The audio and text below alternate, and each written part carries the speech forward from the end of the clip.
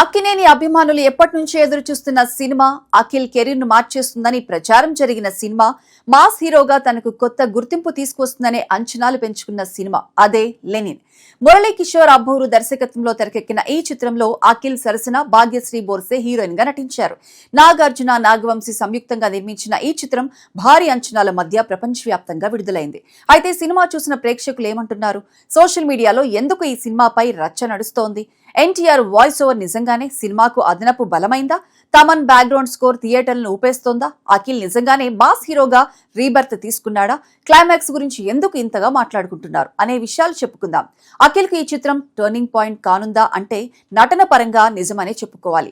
Akhil career ప్రారంభమైనప్పటి నుంచి ఒక comment మాత్రం ఎప్పుడు వినిపించేది. అవి లుక్స్ బాగున్నాయి, డాన్స్ బాగుంది, ఫైట్స్ బాగున్నాయి, కానీ ఒక బలమైన మాస్ సినిమా పడాలి అని. అలాంటి సమయంలో వచ్చిన చిత్రమే లెనిన్. సినిమా మొత్తం అఖిల్ పూర్తిగా గ్రామీణ యువకుడిగా కనిపించాడు. బాడీ లాంగ్వేజ్ నుంచి డైలాగ్ డెలివరీ వరకు గత సినిమాలతో పోలిస్తే చాలా భిన్నంగా కనిపించే ప్రయత్నం చేశాడు.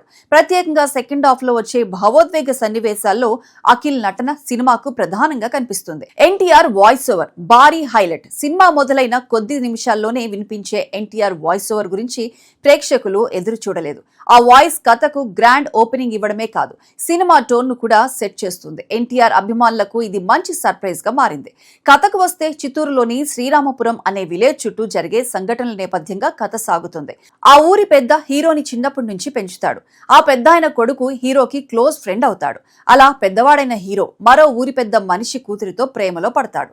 ఇక అక్కడి నుండి ఆ ఊరిలో జరిగిన పరిణామాలేంటి, హీరో తర్వాత ఏం చేశాడు లాంటి విశేషాలన్నీ సినిమా చూసి తెలుసుకోవాల్సిందే. సినిమా రెగ్యులర్ గా సాగే కమర్షియల్ డ్రామాగా కాకుండా సీరియస్ రూరల్ మాస్ డ్రామాగా తెరకెక్కించారు. సినిమాలో లవ్ స్టోరీ ప్రధానంగా చెప్పిన ఊరిలో అనేక పాత్రలు, ఆ పాత్రలకు ఊహించని కొన్ని ట్విస్టులు ఉండేలా కథనం రాసుకున్నారు. మహాభారతం కథనంతో పల్లెల రూరల్ డ్రామాగా కొత్త ప్రయత్నం చేశారు. అదేకాక మహాభారతంలోని కొన్ని భావాలను దర్శకుడు గ్రామీణ నేపథ్యంలో చెప్పే ప్రయత్నం చేశారు.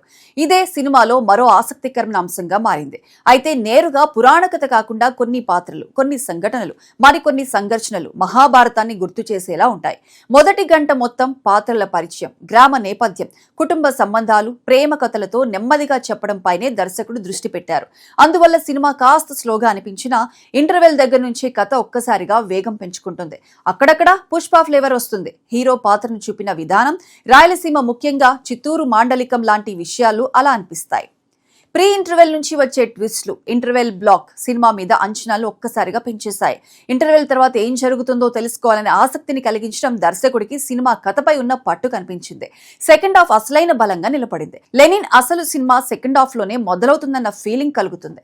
ముఖ్యంగా సినిమాలో భావోద్వేగాలు, యాక్షన్, కుటుంబ సంఘర్షణ, ప్రేమ కోసం హీరో చేసే పోరాటం, ఇవన్నీ రెండో భాగంలో ప్రధానంగా కనిపిస్తాయి.